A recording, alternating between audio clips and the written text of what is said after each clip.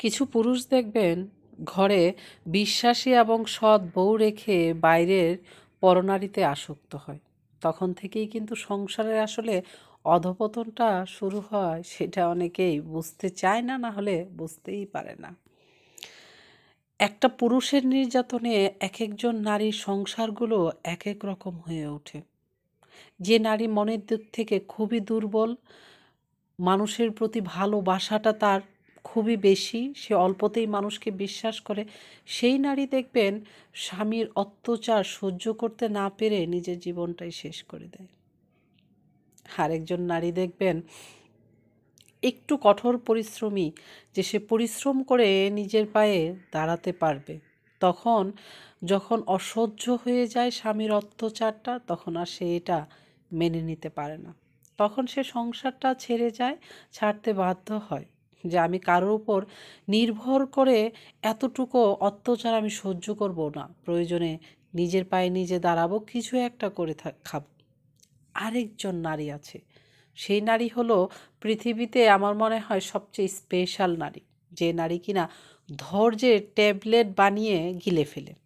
হুম, সেই নারী আসলে এতটাই ধৈর্যশীল হয় যে তার জীবনে, তার শরীরে, তার মন মানসিকতায় যত নির্যাতন হোক না কেন, সে কোনো না কোনোভাবে সে সংসারটায় টিকে থাকে। আসলে কি সত্যি তাই? ধৈর্যের ট্যাবলেট বানিয়ে খেলেই কি একটা নারী সংসারে টিকে থাকতে পারে? না।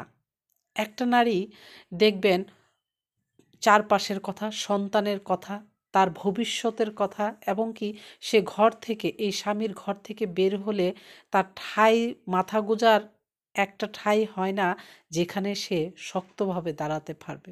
এই ভয়ে সে আসলে স্বামীর সংসারটা ছাড়ে না।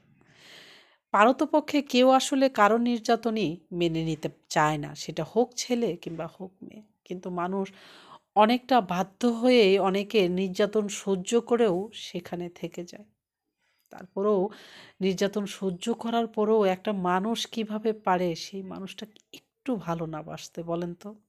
তার তো বোঝা উচিত যে একটা নারী এত পর্যায়ের নির্যাতন সহ্য করার পরও সংসারটা আমার করে, তার মানে আসলেই সে আমার একজন বিশ্বাসী বউ, সংসারী বউ, স্বার্থবিহীন একজন নারী।